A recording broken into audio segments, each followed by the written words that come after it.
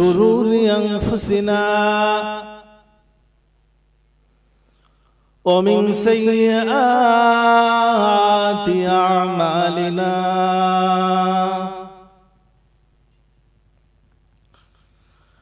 من يهده الله فلا مضل له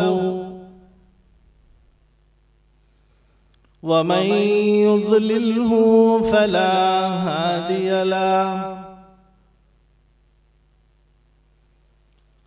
ونشهد أن لا إله إلا الله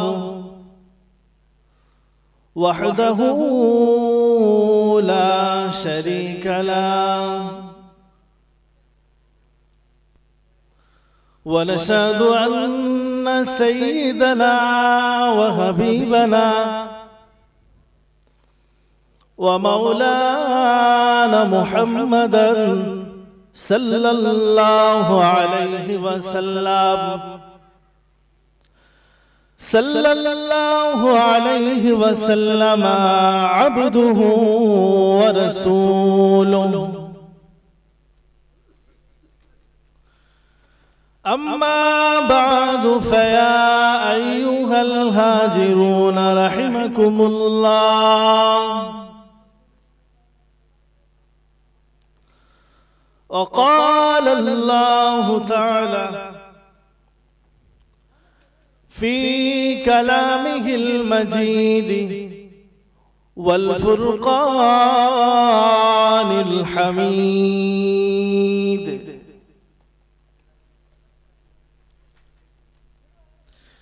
إن الله وملائكته يصلون على النبي يا أيها الذين آمنوا صلوا عليه وسلموا تسليما اللهم صل على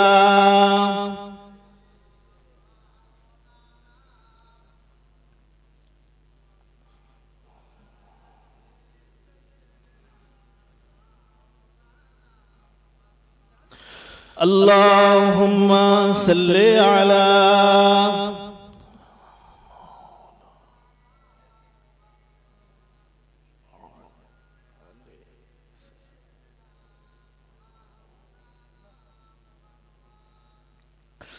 मेरे आँखों की पुतली में जलवा मोहम्मद का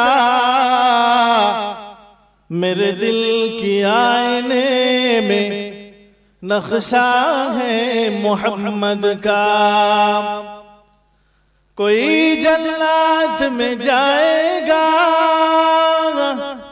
कोई दोज़ख में पहुंचेगा मदीने की तरफ दौड़ेगा दीवाना मोहम्मद का अल्लाहुम्मा सल्ले अला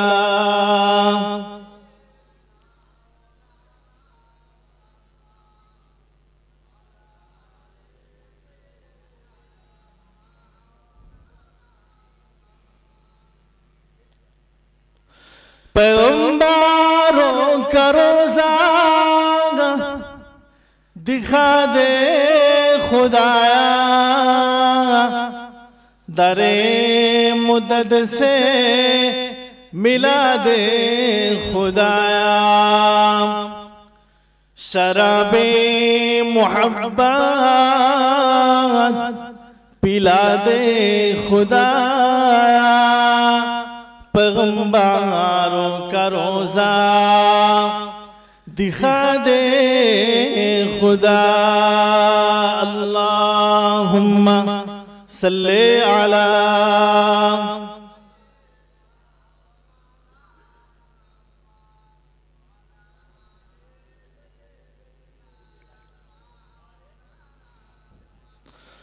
कलमा ज़िक्र ला इलाहा इल्लल्लाह ला इलाहा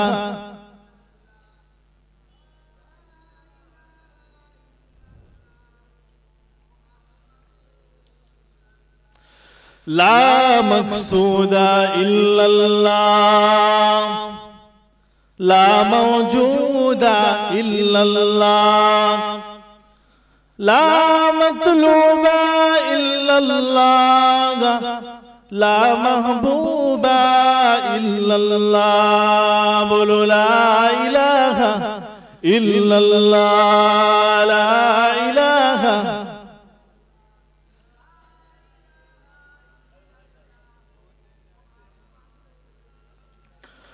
आदम नबी सफीउल्लाह इब्राहिम नबी खलीलुल्लाह मूसा नबी कलीमुल्लाह আমাদের নবী হাবিবুল্লাহ বলো লা ইলাহা ইল্লাল্লাহ লা ইলাহা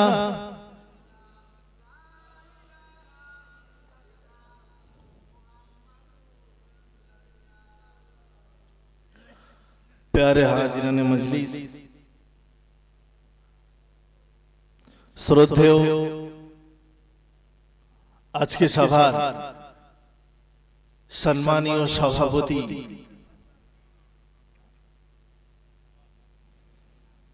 मॉडर्न इस्लामी मद्रासा डायरेक्टर जनाब अलहाज हजरत मौलाना कारी अबुल हुसैन साहेब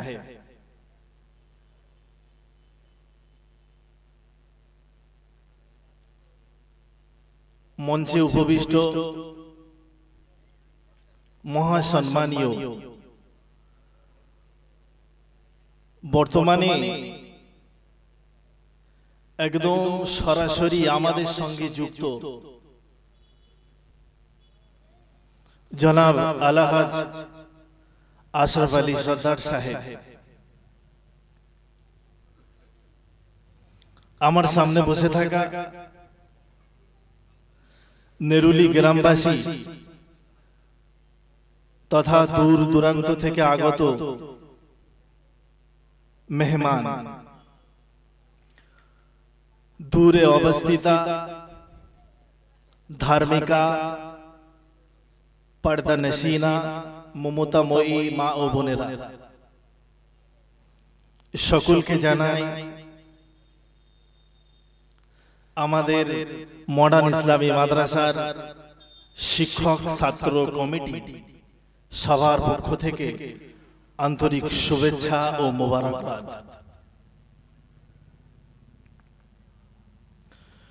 सर्वोपरि शुक्रिया ज्ञापन करछि महान अल्लाह पाक रब्बुल आलामीनेर दरबारे जिनी आमादेर मॉडर्न इस्लामी माद्रासार 2 दिन व्यापी इसाले सबाब के बिना बाधाय सुंदर आबहावाय सुसम्पन्न करार तौफिक दान करछेन सेई महान अल्लाह पाक रब्बुल आलामीनेर दरबारे असंख्य शुक्रिया ज्ञापन करी। सम्मिलित भावे सबाई एकबार चिल्ले बोलुन अल्हम्दुलिल्लाह। परपरी नबीদের नबी सरकार दो आलम नबी हजरत मुहम्मद मुस्तफा सकले बोलुन सल्लल्लाहु अलैहि वसल्लमेर कदमे असंख्य दरूद एवं सालाम। जे नबी के उपलक्ष्य करे এই নবিয়ানা মজলিস সেই নবীর কদমে অসংখ্য দরুদ ও সালাম সম্মিলিত ভাবে সবাই পড়ুন সাল্লাল্লাহু আলাইহি ওয়াসাল্লাম।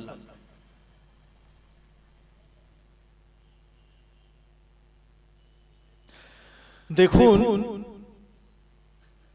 মাদ্রাসা কেন্দ্রিক আজকে যে ইসালে সওয়াব আপনারা যারা উপস্থিত হয়েছেন এবং যারা হবেন যারা এখন উপস্থিত আছেন বাৎসরিক বছরে একবার আমরা ইসালে সওয়াব কেন করি? আমরা এই জন্য করি, সর্বপ্রথম আমাদের যে ইচ্ছা এবং আকাঙ্ক্ষা, এই মজলিসটা কি বলুন? এই মজলিসটা হলো জান্নাতের বাগান। পৃথিবীর বুকে যে জায়গাটাতে এরকম মজলিস তৈরি হবে, ওই জায়গাটা কিন্তু জান্নাতের বাগান।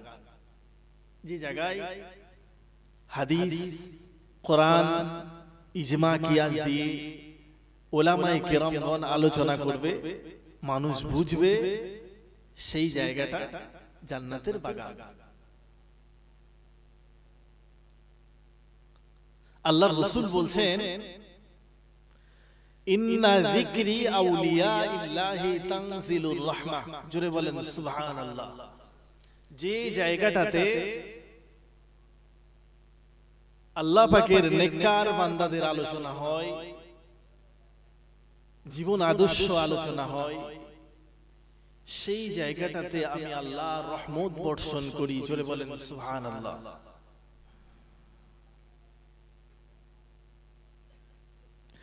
এই জায়গাটা ঠিক এমন একটা জায়গা,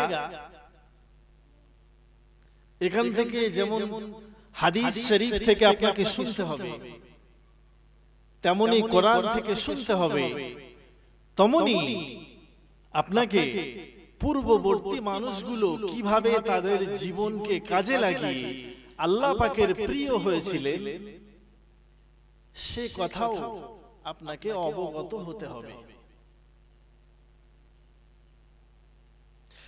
কারণ আপনি কোন একটা কাজ করবেন, আপনি জানেন না, আপনাকে নবান্নে যে মুখ্যমন্ত্রীর সঙ্গে দেখা করতে হবে, আপনি কোনদিন জানেন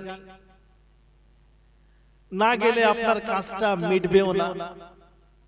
এখন নবান্নে কিভাবে আপনি প্রবেশ করবেন, এই রূপরেখাটা যদি আগে থেকে আপনাকে বুঝিয়ে দেওয়া হয়, তাহলে ভিতরে যেতে আপনার কোনো প্রবলেম আছে বলে মনে হয়? নিশ্চয়ই থাকার কথা নয়। কারণ আপনি আগে থেকেই জানেন যে এখানে সিকিউরিটি চেক হবে, তারপরে এই দরজা দিয়ে ভিতরে যেতে হবে, আবার চেক হবে, তারপরে একজন এসে আপনাকে হাত ধরে নিয়ে মুখ্যমন্ত্রীর সামনে বসাবে, সেখানে আলোচনা হবে। তো আমাদের যারা সিলসিলার যারা মহামান্য ব্যক্তি, স্বনামধন্য ব্যক্তি, তারা কিভাবে নিজেদের জীবন কাজে লাগিয়ে আল্লাহ পাকের প্রিয় বান্দা বা বান্দি হয়েছিলেন, সেটা যদি আমরা শুনি, তাহলে ভবিষ্যতে সেই রাস্তা অবলম্বন করে আমি আপনি নিজের জীবনকে কাজে লাগিয়ে আল্লাহর প্রিয় হতে পারি। এটাও কিন্তু এই মজলিসে আলোচনার একটা বিষয়। নবীর জীবন কেমন ছিল? নবীর আমাদের সকলের আম্মা জান, আল্লাহ নবীর স্ত্রীগুলো কেমন ছিলেন? বড় পীর আব্দুল কাদের জিলানী রাহমাতুল্লাহ আলাইহির জীবন কেমন ছিলেন? ফুরফুরা শরীফের মুজাদ্দিদ জামান আবু বকর সিদ্দিকী ওয়াল কুরাইশী রাহমাতুল্লাহ আলাইহির জীবন কেমন ছিলেন? সর্বোপরি বসিরহাট আল্লামা রুহুল আমিন রাহমাতুল্লাহ আলাইহি হুজুরের জীবন কেমন ছিলেন? সুফি ফাতে আলী ওয়াইসি রাহমাতুল্লাহ আলাইহি হুজুরের জীবন কেমন ছিলেন? যদি এই সমস্ত রূপরেখাগুলো আমরা আগে থেকে শুনি, বুঝি, বা ওর থেকে জ্ঞান নিয়ে নিজেদের জীবনে অ্যাপ্লাই করি, তবেই তো আল্লাহ পাকের প্রিয় হওয়া যাবে। সেই রকম একটা মজলিস। পাশাপাশি আপনারা আসবেন, গার্জিয়ান বা ছাত্রদের পক্ষ থেকে আসবে অনেকেই, বা আমাদের যারা পাগড়ি নেবে এবছর 4টে ছেলে, আল্লাহ পাক কবুল করুক, তারা এখানে পাগড়ি নেবে, তাদের বাড়ি থেকে কিছু বাচ্চা আসবে, তাদের বাড়ি থেকে কিছু লোকও আসবে, কিছু গ্রামের সাধারণ মানুষও আসবে, তারপরে সর্বোপরি নেরুলি গ্রামবাসী তারাও আসবে, এখানে বসবে, একেবারে একটা মিলন উৎসব। তারা দেখবে মডার্ন মাদ্রাসা কিরকম, পঠন পাঠন কিরকম, কিরকম পরিবেশ, কিরকম কাজ হচ্ছে।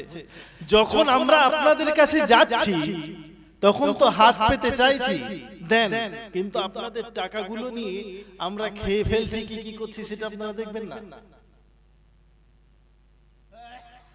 এ দেখার দায়িত্ব আপনাদের। আপনারা সবাই এসেছেন আজকে জেনে বুঝে খুব সুন্দর করে দেখে তারপর যাবেন। একেবারে রিসেন্ট এই বিল্ডিংটা দেখতে পাচ্ছেন,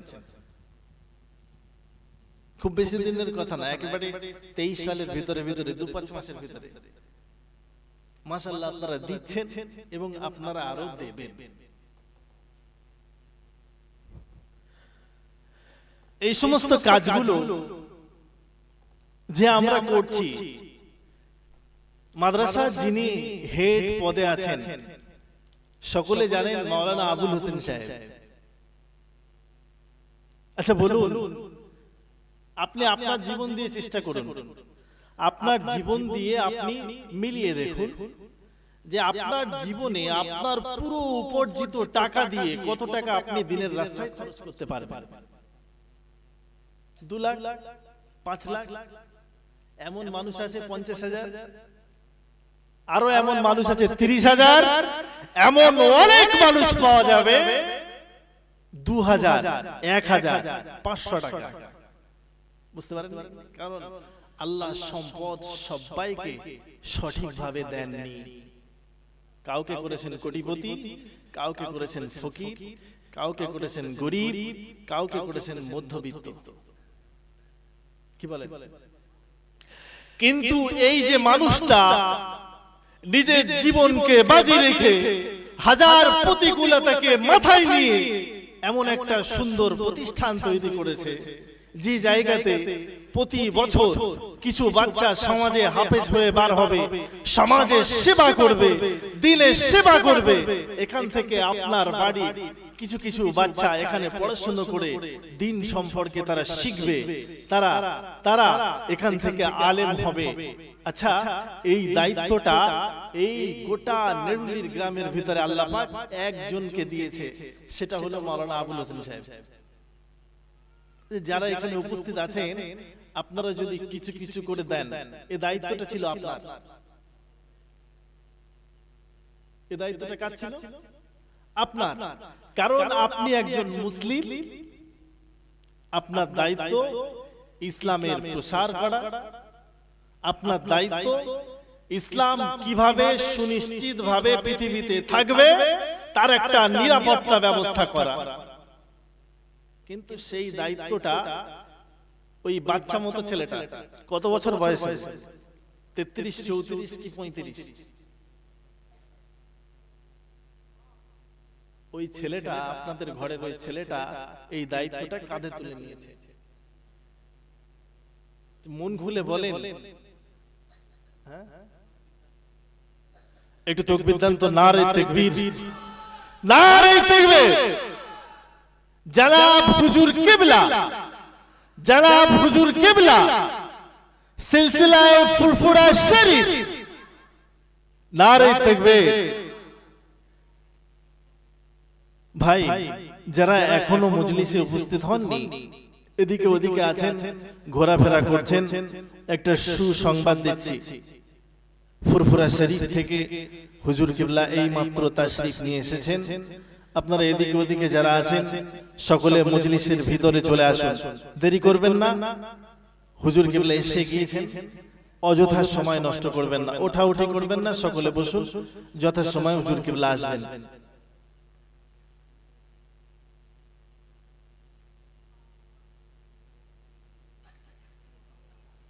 যাই হোক, একটু মনোযোগ দেন এইদিকে। যে কথা বলছিলাম, দিন প্রচার প্রসার এবং দিনের নিরাপত্তার দায়িত্ব যে আল্লাহ আপনার উপরে দিয়েছিলেন, সেই দায়িত্বটা একজন ব্যক্তি কাঁধে তুলে নিয়েছেন, তিনি হলেন মাওলানা আবুল হোসেন সাহেব। সেই মানুষটাকে যদি আপনারা একটু সাপোর্ট না দেন, তাহলে তিনি কিভাবে সামনে এগিয়ে যাবেন? অতএব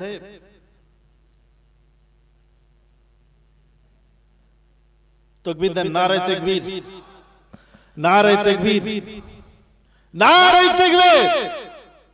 সিলসিলায়ে হক ফুরফুরা শরীফ, সিলসিলায়ে হক ফুরফুরা শরীফ, নারে তাকবীর। তো এই গুরু দায়িত্বটা হুজুর কাঁধে তুলে নিয়েছেন। যে দায়িত্বটা সবার ছিল, তো হুজুরের সহযোগিতা করার দায়িত্ব আপনার। বর্তমানে আপনারা বুঝতে পারছেন যে রিসেন্টে এই বিল্ডিং সঙ্গে প্রচুর টাকা ঋণ। এই ঋণ হুজুরের একার নয়। আচ্ছা, মাদ্রাসা চালিয়ে এবছরে যে ঋণটা হয়েছে, এই ঋণটা কি আবুল হোসেন সাহেবের একা? একা? উনি যদি আজকে ছেড়ে দেয় তাহলে ঋণ কে মেটাবে? সবাইকে মেটাতে হবে। এই ঋণটা আমাদের। অতএব তিনি যেন ঋণগুলো মেটাতে পারেন, সেদিকে আমাকে আপনাকে খেয়াল রাখতে হবে। আল্লাহ যেটা আমার দিয়েছে, যে সম্পদটা, তার থেকে কিছু কিছু দিনের রাস্তায় খরচ করতে হবে। বুঝতে পারেন? যেমন নামাজ পড়তে হবে, যেমন রোজা রাখতে হবে, যেমন ভালো কাজ করতে হবে, পাশাপাশি তেমন আপনাকে এই পারিপার্শ্বিক জিনিসগুলোকে খেয়াল রাখতে হবে। এটাও আল্লাহর রাসূল বলেছেন যে তোমার বাড়ির পাশে কোনো মানুষ ভুখা আছে কিনা, কোনো মানুষ খাচ্ছে কিনা, কষ্টে আছে কিনা, সে খবরটা রাখো। আল্লাহর রাসূলের আশেপাশে যত মানুষ ছিল, কারোর যদি কষ্ট হতো, কষ্ট যেত, আল্লাহর রাসূল তাদের ঘরে নিজে না খেয়ে খানা পৌঁছে দিতেন। জুড়ে বলেন সুবহানাল্লাহ। এটার নাম ইসলাম। আমি একা খাবো, একা পড়বো, একা বড় হব, এর নাম ইসলাম নয়।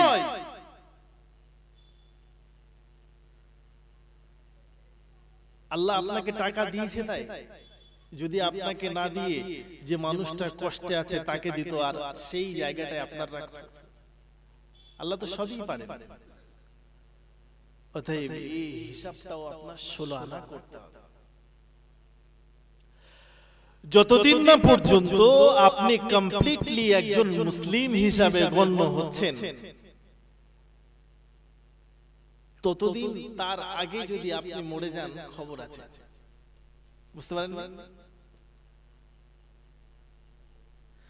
আল্লাহর প্রিয় হওয়ার পরে, জীবনটাকে পরিপূর্ণ সাজানোর পরে আপনাকে কবরে যেতে হবে। যদি তা না হয়, যদি আধরা থাকে, তাহলে মুশকিল আছে। যে কোনো জিনিস কমপ্লিট না করলে খুব মুশকিল।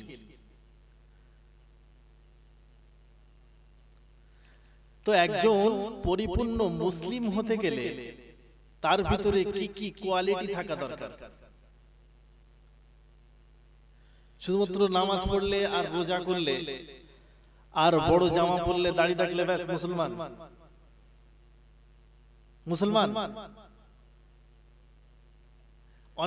অনেকের কিন্তু ধারণা এরকম যে নামাজ পড়বো, রোজা রাখবো, দাড়ি রাখবো, মসজিদে এসে আল্লাহ আল্লাহ করবো, ব্যাস আমি একজন মুসলিম।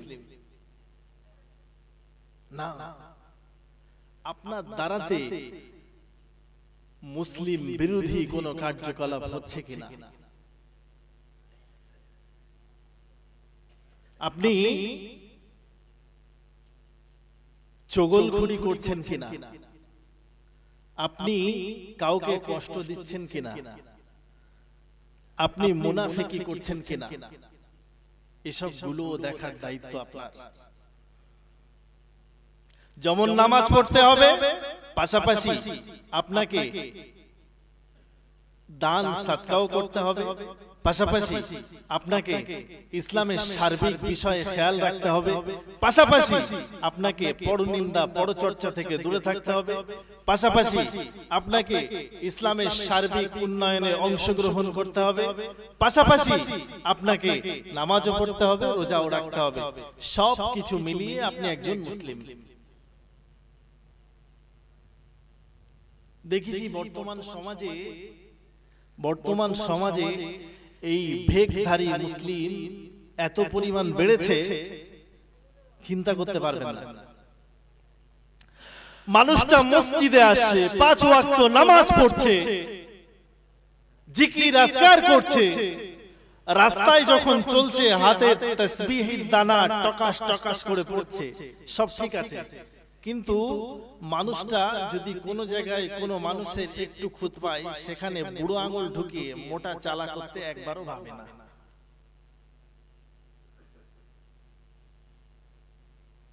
এটা এমন একটা রোগ না, ওই চালা দিয়ে নামাজও চলে যাবে, রোজাও চলে যাবে, তাসবিহ তাহলিল চলে যাবে, হজ যাকাত সব কিছু চলে যাবে, ভান্ডার খালি। কারণ ফুটো তো আসল জায়গায়। অতএব চালা বুঝিয়ে তারপরে কিন্তু নামাজ কালাম রোজা হজ যাকাত যা কিছু চালা বুঝিয়ে কোন জায়গায় ফাঁকা রেখে যদি কাজ করেন, তাহলে সেখান থেকে সব ইবাদত পানির মতো বেরিয়ে যাবে। একটা জিনিস, পরনিন্দা আর পরচর্চা সমাজে এত পরিমাণে বেড়েছে যে আপনি ধারণা করতে পারবেন না। মানে সিম্পলি কোনো মানুষ হালকা যদি কোনো একটা কিছু করে, নিন্দনীয় কাজ, সেটা কিছু মানুষ চুলকে চুলকে এমন বড় ঘা তৈরি করছে যে কোনো মলম নেই, সে ঘা আর মিটবে। মানুষটা কান্নাকাটি করে, মানুষটা রোনাজারি করে, তার মান সম্মান ইজ্জত সবকিছু ধুলোর সঙ্গে মিশে যাচ্ছে। এরকম মুসলিম যদি আপনি হন, আল্লাহর কাছে ছাড় পাবেন না বাবা। পৃথিবীর ভিতরে যত গুনাহ রয়েছে, তার ভিতরে উল্লেখযোগ্য একটা বড় ধরনের গুনাহ হলো পরনিন্দা, পরচর্চা। বুঝতে পারেননি? আল্লাহ পাক রব্বুল আলামিন বলছেন, ইন তাজতানিবু কাবাইরা মা তুনহাউনা আনহু নুকাফির আনকুম সাইয়্যাতিকুম ওয়া নুদখিলকুম মুদখালান কারীমা। মানে পরনিন্দা পরচর্চা এটা পৃথিবীতে যত গুনাহ কবিরা আছে, মানে বড় আকারের গুনাহ, তার ভিতরে কিন্তু এটা একটা বড় ভাইরাস, এটা একটা বড় ধরনের ভাইরাস। বুঝতে পেরেছেন? আর এই রোগে যারা আক্রান্ত, আল্লাহ পাক তাদেরকে দেবেন হুতামা নামক জাহান্নামে। জাহান্নামের কিন্তু কিছু ভাগ আছে, তার ভিতরে কঠিন একটা ভাগের নাম হলো হুতামা। ওয়াইলুল লিকুল্লি হুমাযাতিল লুমাযা। যারা মানুষের সামনে পিছনে গীবত করে বেড়ায়, পিঠ পিছে খারাপ কথা বলে বেড়ায়, আল্লাহ পাক তাদের জন্য স্পেশালি ওই জাহান্নামটা, ওই স্তরটা রেখেছে, যার নাম হলো হুতামা। আল্লাহর রাসূলকে বলছেন, হে আমার হাবিব, আপনি কি জানেন এই হুতামাটা কি? এই হুতামাটা কি আপনি কি জানেন? নারুল্লাহিল মুকাদা। এই হুতামাটা আমি আল্লাহ আমার প্রজ্বলিত অগ্নি, আমি আল্লাহ আমার জ্বালানো আগুন। এটা এই জায়গাটাতে আমি ওই সমস্ত করাপ্টেড বান্দাদের রাখবো যারা পৃথিবীতে পিঠ পিছে মানুষের নিন্দা করে বেরিয়েছে। বুঝতে পারেননি আমার কথা? আচ্ছা, দুনিয়ার আগুন, যে আগুন সাধারণত আমরা রান্নার কাজে ব্যবহার করি বা বিভিন্ন কাজে আমরা যে আগুন ব্যবহার করি, এই আগুন সর্বোচ্চ যদি এই জামা বা এই জ্যাকেটটার কোনায় লাগিয়ে দেওয়া হয়, সর্বোচ্চ কি হবে? খানিকটা জায়গা পুড়ে যাবে, দেখতে পেলে চেপে চেপে এদিক সেদিক করে আগুনটা নিভিয়ে দেওয়া যাবে। কিন্তু অধিকাংশ মুফাসসিরে কেরাম তারা তাফসীর করেছে এই হুতামার আগুন এমন ভয়ঙ্কর হবে, মানুষের গায়ে লাগার পরে তার চামড়া তো পুড়বে না, তার কলিজাটা পুড়ে সারকার হয়ে যাবে সবার আগে। বুঝতে পারেন? এত ভয়ঙ্কর ভয়াবহ আগুন হবে হুতামার আগুন। সেই জায়গাটাতে রাখা হবে পৃথিবীর এই সমস্ত মুনাফিক, শয়তান, কাজ্জাব, জালিয়াত, মিথ্যাবাদী, অপপ্রচারকারী, যারা মানুষের পিঠ পিছে কথা বলেছে, মানুষকে বিভিন্ন সুযোগে হেয় প্রতিপন্ন করেছে, সমাজের মূল স্রোতে যে মানুষগুলো চলছিল তাদেরকে সমাজে অপবাদ দিয়ে সমাজের মূল স্রোত থেকে দূরে ঠেলে দেওয়ার চেষ্টা করেছে। এই সমস্ত মানুষগুলোর জন্য আল্লাহ তৈরি করেছে স্পেশালি এই হুতামা নামক জাহান্নামটা। আরে আমি আপনি কোথাকার কে? একদল মানুষ আল্লাহর রাসূলকে পর্যন্ত ছাড়েননি। আমি তো সাধারণ একটা এই মাদ্রাসার শিক্ষক, আবুল হোসেন সাহেব ডাইরেক্টর, আপনি গ্রামের একজন সাধারণ হাজী সাহেব বা একজন সাধারণ ব্যক্তি। আমি আপনি তো সাধারণ ব্যক্তি, আমরা নবী রাসূল কেউ না তো। কিন্তু যে নবীকে সৃষ্টি না করলে পৃথিবীকে আল্লাহ পাক সৃষ্টি করতেন না, যে নবীকে সৃষ্টি না করলে এই সৃষ্টি জগতে যা কিছু আপনি দেখতে পাচ্ছেন তার কিছুই সৃষ্টি হতো না। সেই নবীকে একদল মানুষ ছাড়েনি। মুনাফিকদের সর্দার ছিল, নাম আপনারা শুনেছেন কিনা জানি না, আব্দুল্লাহ ইবনে উবাই, যে উহুদ যুদ্ধের সময় আল্লাহর রাসূলের সঙ্গে মুনাফিকি করে ওই সাহাবায়ে কেরামদের দল থেকে বিরাট একটা অংশকে ভাঙিয়ে নিয়ে চলে এসেছিলেন উহুদ যুদ্ধে যাবেন না বলে। এই মুনাফিকদের সর্দারটার নাম ছিল আব্দুল্লাহ ইবনে উবাই। এই আব্দুল্লাহ ইবনে উবাইয়ের অভাব নেই বাবা, এই গ্রামেও আছে, পাশের গ্রামেও আছে, সারা পৃথিবীতে ছড়িয়ে আছে আব্দুল্লাহ ইবনে উবাই। আজও একদল মানুষ এখানে আসার চেষ্টা করছিল, মডার্ন ইসলামী মাদ্রাসা রিসালে সওয়াব, সেখানে যায় বসি, কিছু হুজুরদের মুখে আলোচনা শুনি, কিন্তু একদল আব্দুল্লাহ ইবনে উবাই তাদেরকে ভাঙিয়ে সাইড করে দিয়েছে। ওখানে যাস না, ওখানে কিছু নেই, ওখানে যে কি হবে, ফিরে আয়।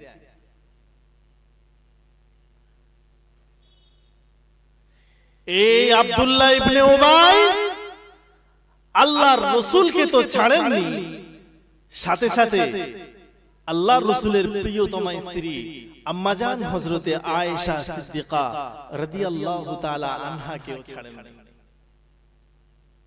খুব ছোট্ট একটা ঘটনা আপনাদের সামনে তুলি। বানু মুস্তালিফের যুদ্ধে, ওটা সম্ভবত ৫ম হিজরিতে হয়েছিল, জিদ্দার পাশে মরুভূমিতে কিছু গোষ্ঠী, জনজাতি, ইহুদি জনজাতি বসবাস করত। ওরাই মূলত বনু মুস্তালিফ জাতি। রাসূল এই যুদ্ধে বিবিদের ভিতরে নির্বাচন করে আম্মা জান হযরতে আয়েশা সিদ্দিকা রাদিয়াল্লাহু তাআলা আনহাকে নিয়ে এই যুদ্ধে রাসূল চলেছেন, সঙ্গে সাহাবায়ে কেরাম। আব্দুল্লাহ ইবনে উবাই ওই জায়গায় লেগেছে, দেখছে ইসলামের এতগুলো বীর মুজাহিদ সদর্পে রাসূলের সঙ্গে হেঁটে চলেছে। এই যুদ্ধে মুসলমানদের জয়ের সম্ভাবনা সবচেয়ে বেশি, অতএব এই সুযোগ হাতছাড়া করা যাবে না। কারণ মুসলমানরা যুদ্ধ করবে আর মুসলমান জয়লাভ করবে, আর সেই সুযোগে ইহুদিরা পালিয়ে যাবে, সেই সুযোগে তারা যে সমস্ত ধন সম্পদ মাটিতে ফেলে রেখে যাবে, ওই সম্পদ থেকে কিছু মাল লুটে নেওয়া যাবে। মানে মুনাফিকটা এই জায়গায় ও মাল লোটার একটা সুকৌশল তৈরি করেছে। এই মনস্তাব নিয়ে আব্দুল্লাহ ইবনে উবাই মুসলমানদের সঙ্গে বনু মুস্তালিফের যুদ্ধে হাজির হয়েছে। ফিরে আসার সাথে একটা জায়গাতে আল্লাহ রাসূল একটু ব্রেক দিলেন, যেহেতু অনেক মানুষ একসাথে চলবে, মাঝখানে বিভিন্ন প্রয়োজনে খাওয়া দাওয়ার জন্য, পানি সংরক্ষণের জন্য, রুটির জন্য, বিভিন্ন কারণে রাস্তায় একটু ব্রেক দিতে হয় প্রাকৃতিক প্রয়োজনে। তো একটা ব্রেক দিয়েছে। তো সেই জায়গায় আব্দুল্লাহ ইবনে উবাই সুনিপুণভাবে আনসার এবং মুহাজির সাহাবাদের ভিতরে একটা ডিভাইডেশন তৈরি করে দিয়েছে। আনসার সাহাবা একদিকে, মুহাজির সাহাবা একদিকে। যারা মক্কা থেকে হিজরত করে মদিনায় আল্লাহর রাসূলের সঙ্গে চলে এসেছিলেন তারা হলো মুহাজির। বুঝতে পেরেছেন? তো এই আনসার সাহাবাদের বলছে যে দেখো, তোমাদের ঘাড়ের উপরে মুহাজিররা বসেছে, এমন ভাবে চেপে বসেছে, তোমরা তো ওদের সবচেয়ে বেশি সাহায্য করেছিলে, তোমরা তাদের থাকার জায়গা দিয়েছিলে। যার একাধিক স্ত্রী ছিল তার ভিতরে স্ত্রীদেরকে তালাক দিয়ে তোমরা ওই মুহাজিরদের সাথে বিয়ে দিয়ে ওদের বউ দিয়েছিলে। এবার বোঝো ঠেলা, তোমাদের মাথার উপরে এমন ভাবে বসেছে যে মদিনার উপরে মুহাজিররা রাজ করছে। স্বাভাবিক যদি এইভাবে উস্কে দেওয়া হয় রাগ হবে কিনা? রীতিমতো একদল আনসার সাহাবা তারা মুহাজিরদের উপরে রেগে গেছে। ঘটনাটা আল্লাহর রাসূলের কাছে চলে গেছে। আল্লাহর রাসূল মনে মনে কষ্ট পেলেন, কষ্ট অনুভব করলেন, কিন্তু তবুও আল্লাহর রাসূল সবর করে নিয়েছিলেন। জোরে বলেন সুবহানাল্লাহ। কারণ সবর, ধৈর্য এই সব কিছু ইসলামেরই একটা অংশ। যে মানুষের ভিতরে সবর ধৈর্য নেই, যে মানুষ ধৈর্য ধরতে জানেন না, সে মানুষের প্রচুর বিপদ আছে। যাই হোক, তো ওখান থেকে ফিরে আসার পথে আব্দুল্লাহ ইবনে উবাই এরকম যখন লড়িয়ে দিয়েছে আনসার এবং মুহাজিরদের ভিতরে, আল্লাহর রাসূল শোনার পরে চিন্তা করলেন যে পথে আর ব্রেক দেওয়া যাবে না, যদি দেই তাহলে আবার এরকম ঝামেলা শুরু হয়ে যাবে, ঝামেলা থেকে একটা বিরাট বড় বিপদ হয়ে যেতে পারে। অতএব রাস্তায় আর একবারও দাঁড়ানো যাবে না, লেটস মুভ টু মদিনা, চলো মদিনায় চলে যাই, রাস্তায় আর দাঁড়ানোর দরকার নেই। এরকম ভাবে হাঁটতে হাঁটতে পথিমধ্যে এসে আল্লাহর রাসূল কোন কারণে শর্ট একটা ব্রেক দিলেন, খুব সামান্য একটুখানি সময়। স্বাভাবিকভাবে এই রাস্তায় চলতে চলতে রাসূল এত ছোট ব্রেক কোনো সময় দেন না, সব সময় একটু বড় করে দেন, কিন্তু ওই দিনটাতে খুব ছোট ব্রেক দিয়েছে। আম্মাজান আয়েশা ওই ফাঁকে প্রাকৃতিক প্রয়োজনে, মানে নির্দিষ্ট যে আম্মাজান আয়েশার জায়গা ছিল সেখান থেকে উঠে একটু পাশে চলে গেছে, একটু আড়ালে। আল্লাহর রাসূল কিছুক্ষণ দাঁড়িয়ে আবার বললেন যে চলো, আর দাঁড়ানোর দরকার নেই। সাহাবারা চলে যাচ্ছে। যাদের দায়িত্বে আম্মাজান আয়েশার উট দেওয়া ছিল, আম্মাজান আয়েশা যে জায়গাটা, যে সুরক্ষিত জায়গাটায় ছিলেন, ওই জায়গাটা উটের পিঠে তৈরি, একটা পালকির মতো দেখতে, একেবারে দুই দিক থেকে পর্দা দেওয়া।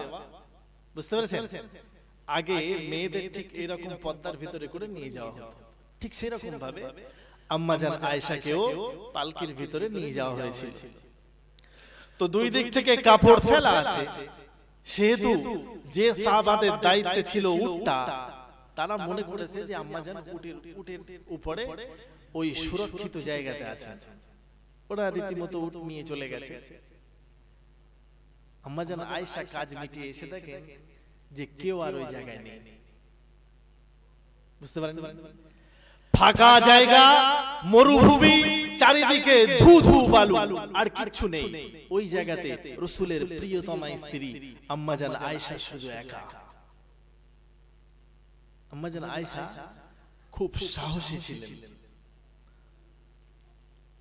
উনি কি করলেন, কাছে একটা চাদর ছিল, সেটা মুড়ি দিয়ে উনি শুয়ে পড়েছেন। কারণ জানেন রাসূল যখন খুঁজে খুঁজে আমাকে পাবেন না, তখন ঠিক কাউকে না কাউকে পাঠিয়ে দেবেন আমাকে নিয়ে যাওয়ার জন্য।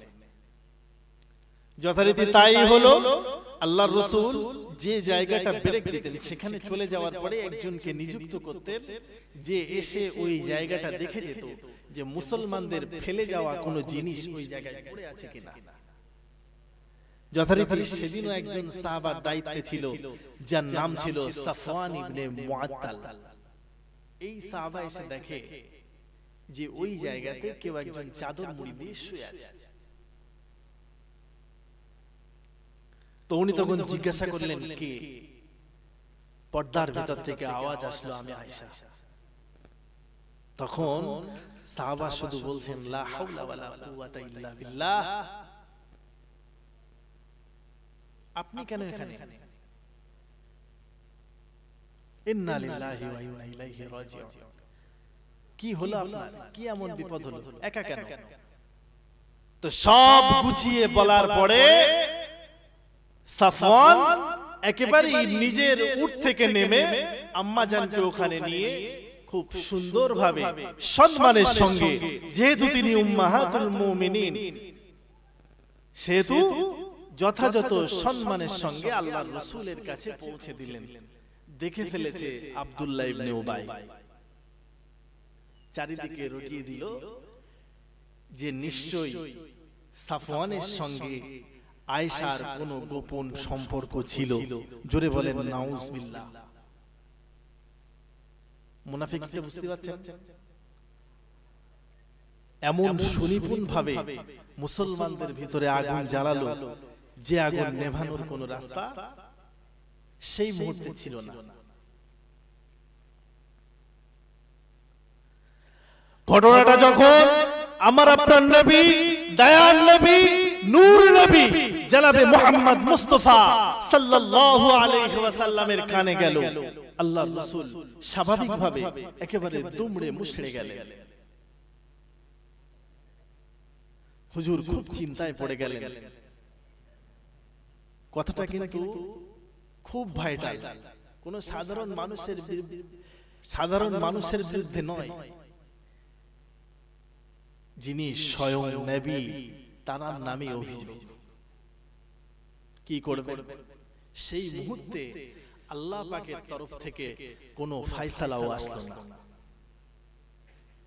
খুব চিন্তা করছেন আল্লাহর রাসূল কি হবে, আর মাঝখানে পড়ে মজা নিয়ে যাচ্ছে আব্দুল্লাহ ইবনে উবাই। যত আল্লাহর রাসূল ঘর থেকে বার হচ্ছেন না, মানুষ থেকে দূরে থাকছেন, তত বেশি আব্দুল্লাহ ইবনে উবাই মানুষের কাছে বলতে লেগেছে, দেখো মুহাম্মাদের স্ত্রী এমন কুকর্ম না করলে আর মুহাম্মদ এরকম করছে। আল্লাহর রাসূল শুধু আল্লাহর কাছে দোয়া করছে। তখনও আম্মা জান আয়েশা জানেন না যে আয়েশার নামে এত বড় অপবাদ। স্বাভাবিকভাবে পথের ক্লান্ততায় আম্মা জান অসুস্থ বোধ করতে লাগলেন। আল্লাহর রাসূলকে বললেন, ইয়া রাসূলুল্লাহ, ইয়া হাবিবাল্লাহ, আমি একটু আমার বাপের বাড়ি যেতে চাই। আল্লাহর রাসূল যাওয়ার পারমিশন দিলেন, বাপের বাড়িতে চলে গেলেন। সেখানে যে আম্মা জান আয়েশা ঘুরতে ঘুরতে হঠাৎ একজনের মুখ থেকে শুনলেন যে, আয়েশা তুমি বাপের বাড়িতে ঘুরছো, তোমার নামে বাজারে এইসব রটতেছে।